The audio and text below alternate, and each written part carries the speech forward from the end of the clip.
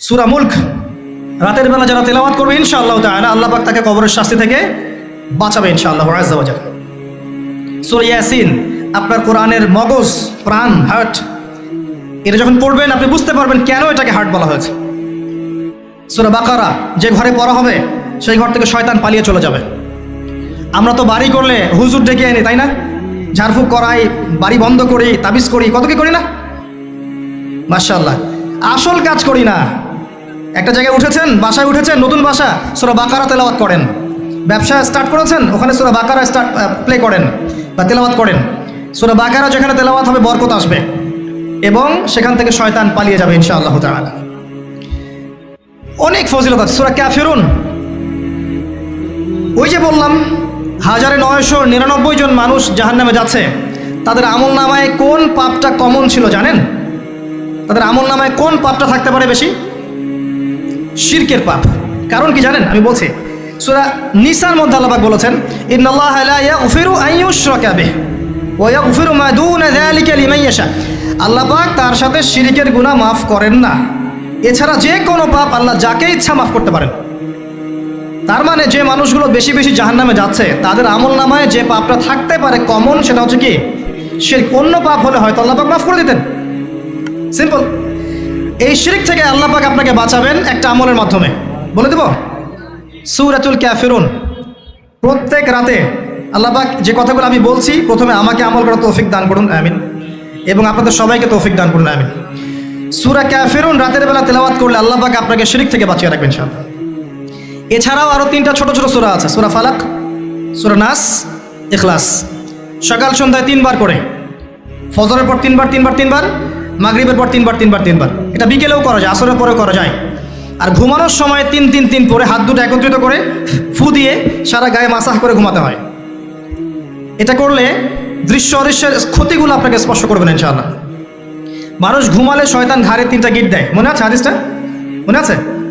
গিট দেয় এবং বলে তুমি ঘুমাও, তোমার সামনে লম্বা রাত। আবার গিট দেয়, তুমি ঘুমাও, তোমার সামনে লম্বা রাত। আবার গিট দিয়ে বলে তুমি ঘুমাও, তোমার সামনে লম্বা রাত। যদি আপনি 3 বার মাসাহ করেন ইনশাআল্লাহ তাআলা দেখবেন সকালে উঠতে আপনার সুবিধা হচ্ছে, এনার্জি পাচ্ছেন, আপনার মধ্যে জড়তা কাজ করবে না। এমন অনেক মুসলিম যুবক আছে কোরআন খুলে দেখেনি কখনো, বিশ্বাস করেন না? সিরিয়াসলি বলছি, এমন অনেক মুসলিম প্রজন্ম আছে যারা কোরআন খুলেও দেখেনি কখনো। তারা জানে কোরআন কয়েকটা দিন পড়তে হয়, কেউ মারা গেলে, কারো 40-এর দিনে, কারো কুলখানির দিনে, দ্যাটস অল। অথবা একটা আয়াতকে ছিঁড়ে নিয়ে কাগজের মধ্যে মুড়িয়ে এখানে মাদুলির মধ্যে ঢুকিয়ে দিবে, ব্যাস বরকত, তাবিজ। এভাবে তারা কোরআন নিচ্ছে জীবনে। এরকমও মুসলিম আছে, আল্লাহ পাক এদেরকে হেদায়েত করুন, আমিন। আমরা কিন্তু আমাদের এই গায়েবের 6 পিলারের কিছুই দেখিনি। পরকালের জীবন দেখেছেন? আমরা দেখি নাই। তাই বলে কি আমরা বিশ্বাস করব না? আমাদের বিশ্বাসটা হচ্ছে গায়েব, অদৃশ্যে। আর চাক্ষুষ পশ্চিমা দর্শনের বিশ্বাস হচ্ছে যে আপনি এই পরীক্ষা নিরীক্ষা যুক্তি দর্শন বিজ্ঞান দিয়ে প্রমাণ করতে না পারলে সেটা কখনো জ্ঞান নয়। এই জ্ঞানতাত্ত্বিক পার্থক্যের কারণে তারা নাস্তিকতায় বিশ্বাসী। আপনাকে এপিস্টিমোলজি বুঝতে হবে, দর্শনটা কি। ওদের দর্শনটা এমন, আর আমাদের দর্শনটা এমন নয়। এই কারণে দেখবেন জিনে ওরা বিশ্বাস করে না। মুহাম্মদ সাল্লাল্লাহু আলাইহি ওয়াসাল্লাম জিনদেরও নবী ছিলেন এবং আছেন। এবং ওয়ামা খালাকতুল জিন্না ওয়াল ইনসা ইল্লা লিয়াবুদুন, সূরা জারিয়াতে 56 নম্বর আয়াতে আল্লাহ পাক বলেছেন যে আমি মানুষ এবং জিনকে শুধুমাত্র আমার ইবাদত করার জন্য সৃষ্টি করেছি। ইবলিস সে কি ফেরেশতা? ইবলিস সে কি ফেরেশতা ছিল? খেয়াল করে দেখেন, আল্লাহ পাক বলছেন ওয়াইজ কুলনা লিল মালাইকাতি ইসজুদু লিআদম, যখন আমি মালায়েকা ফেরেশতাদেরকে বললাম তোমরা আদমকে সিজদা করো। কাদেরকে বললেন?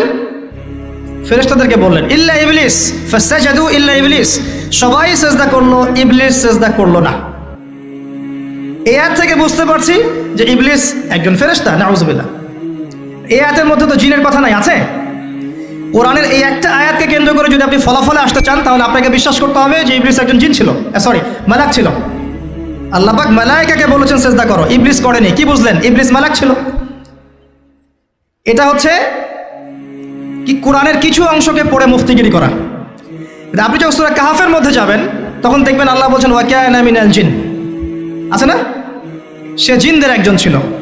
কোরআনের আংশিক জ্ঞান নিয়ে যখন আমরা সলিউশন বের করতে যাব তখন আমাদের অবস্থা হবে এমন। একটা বিষয় সম্পর্কে কোরআনের বিভিন্ন জায়গায় যা বলা আছে সবগুলোকে একত্রিত করতে হবে।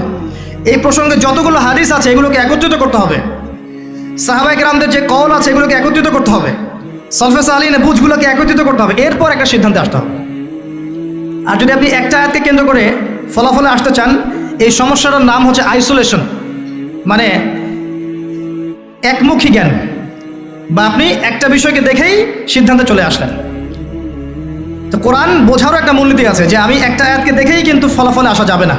যেমন একটা আয়াত আছে যে মুশরিকরা তোমাদেরকে যেমন করে হত্যা করে তোমরাও মুশরিকদেরকে হত্যা করো, আছে না? কোন সূরা আছে? কোন সূরা আছে বলেন? জানেন না? এমনি তো ভাই আল কোরআনের আলো ঘরে ঘরে জ্বলবে না। যখন উত্তরগুলো সবাই বলতে পারবেন তখন কোরআনের আলো ঘরে ঘরে জ্বলবে ইনশাআল্লাহ। সূরা তাওবায় আছে ওয়াকাতিলুল মুশরিকিনা কাফা কামা ইউকাতিলুনাকুম কাফা। এখন কেউ যদি এই একটা আয়াতকে দেখে সিদ্ধান্তে আসতে চায় তাহলে কি হবে? ইসলামের নামে জঙ্গিবাদ ছড়াবে। সিম্পল কথা, বুঝতে পারছেন? সে দেখবে হ্যাঁ মুশরিকদেরকে যেখানে পাও সেখানে হত্যা করতে বলা হয়েছে, অতএব এটা আমাকে করতে হবে।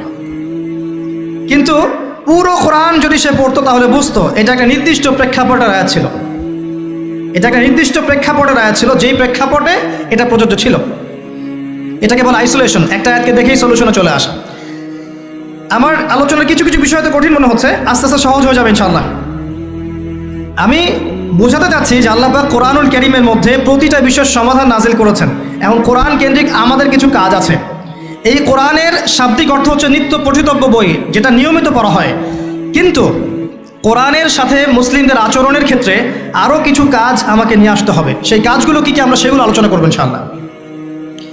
তার আগে আমরা যে বিষয়গুলো বুঝলাম যে জ্ঞান তত্ত্ব ঠিক করতে হবে।